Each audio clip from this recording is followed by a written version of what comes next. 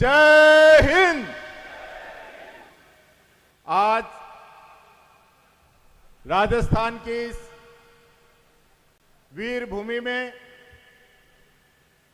इन तपते धौरों के बीच में जय हिंद सभा में पधारे हमारे मुख्य वक्ता और जिनके पिताजी इस देश की आजादी के लिए लड़ाई लड़े, स्वतंत्रता सेनानी चौधरी शमशेर सिंह जी सुरजेवाला के सुपुत्र आदरणीय सुरजेवाला साहब, हमारे प्रभारी आदरणीय रंधावा जी, हमारे पीसीसी के चीफ गोविंद सिंह डोटासरा साहब, पूर्व सीएम अशोक गहलोत जी, पूर्व डिप्टी सीएम सचिन पायलट जी, हमारे मध्य प्रदेश के प्रभारी हरीश चौधरी जी, यहाँ के सांसद उमेदाराम जी, हमारे एआईसीसी के सेक्रेटरी ऋत्विक जी, चिरंजीव राव जी, यहाँ मंच पर मौजूद और इस पवित्र वीरेंद्र धाम के अंदर जहाँ मीटिंग हो रही है, ऐसे राजनीति के योद्धा हेमाराम जी चौधरी साहब, मंच पर मौजूद हमारे सभी सम्मानित विधायकगण, पूर्व विधायकगण, मंत्रीगण, सभी सम्मानित कांग्रेस पार्टी के पदाधिकारीगण, यहाँ उपस्थित पूजा के योग बुजुर्गों, पूजा के योग मेरी माताएं बहनें, हमारे शहीद परिवारों से उपस्थित हमारी वीरांगनाएं, यहाँ उपस्थित सभी पत्रकार बंधुओं, साथियों, आज ये जय हिंद सभा हमारे सैनिकों के सम्मान के लिए यहाँ पे आयोजित की गई है। इस देश का इतिहास आजादी से लेकर आज तक किसी के आगे झुकने का नहीं रहा। हमारे देश की सेना ने जब भी मौका मिला दुश्मन के दांत खट्टे करने का काम किया, और यही वो सेना है जिसने पाकिस्तान के 2 टुकड़े किए और 92,000 सैनिकों को घुटने के बल टिकाया था। वही हमारी ये सेना है। और उस समय अमेरिका का 7वां बेड़ा रवाना हो गया और इंदिरा जी को कहा गया कि आप युद्ध विराम कर दीजिए, आप पीछे हो जाइए। लेकिन उस समय इंदिरा गांधी जी ने जो निर्णय लिया, पीछे नहीं हटी। 3 दिन तक अमेरिका के राष्ट्रपति से बात नहीं की, और बात जब की, जब दुनिया का भूगोल बदल दिया और बांग्लादेश अलग देश बना दिया, तब इंदिरा जी ने बात की। यह पहला मौका नहीं है।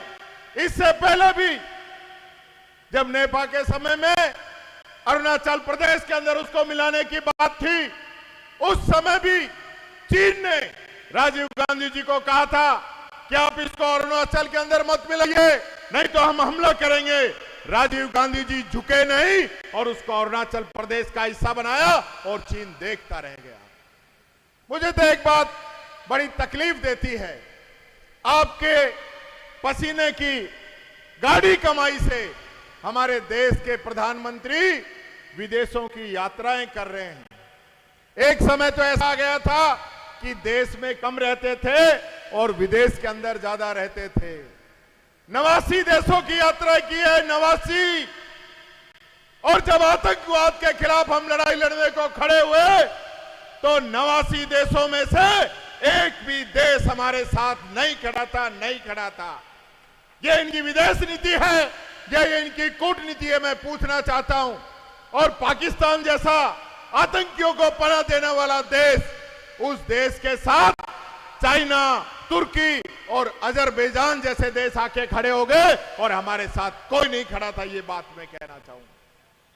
इस देश के अंदर जो भी प्रधानमंत्री रहा, चाहे वो कांग्रेस का रहा, चाहे बीजेपी का रहा, या अन्य गठबंधन दलों को भी प्रधानमंत्री इस देश के अंदर बने, एक बात सब में सिमिलर थी।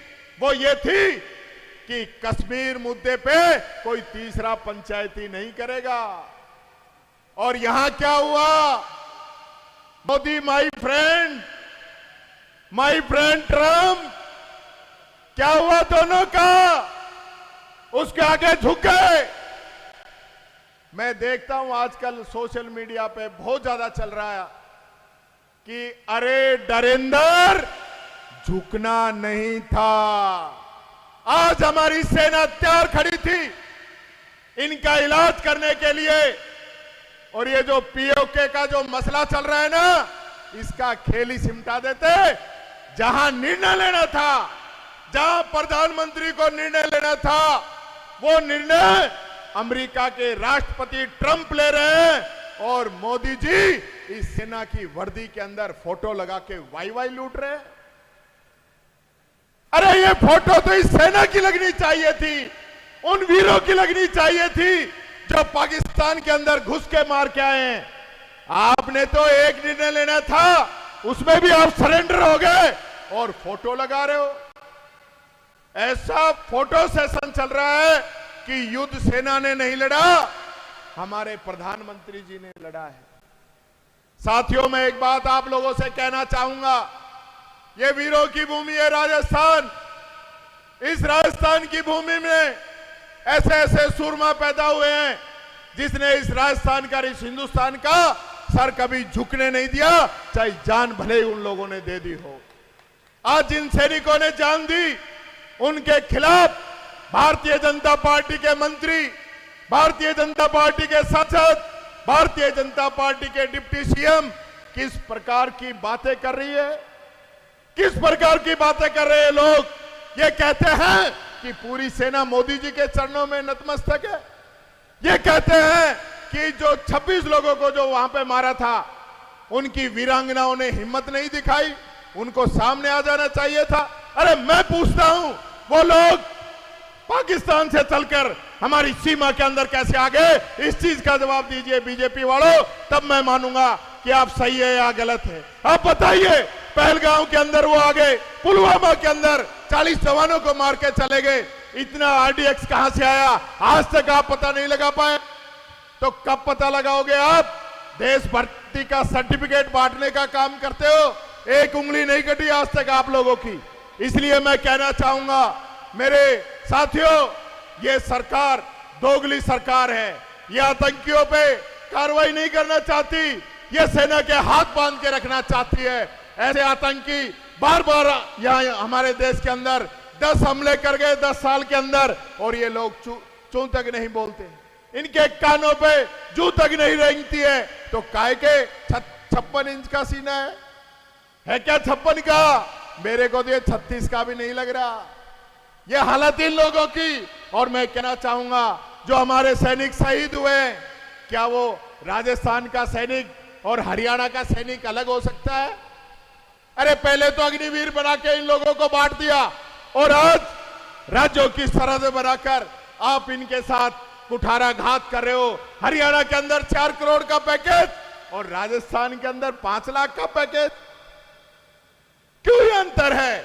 हमारे यहाँ के जो सैनिक हैं, जिन्होंने अपनी कुर्बानी दी है, हमारा जयपुर का जवान जो उन 26 लोगों में था, उसने कुर्बानी दी है, उस परिवार के लिए क्या किया है? अरे जिन्होंने अपनी जान दे दी, उनके लिए भी कुछ करिए मोदी जी। ये सेना की वर्दी के अंदर फोटो खिंचाने से काम नहीं चलने वाला है, नहीं चलने वाला है, नहीं चलने वाला है। यही बात कहना चाहूंगा। बहुत बहुत धन्यवाद। जय हिंद, जय भारत। बहुत बहुत आभार आदरणीय जूली साहब। हमारे वक्ता बोले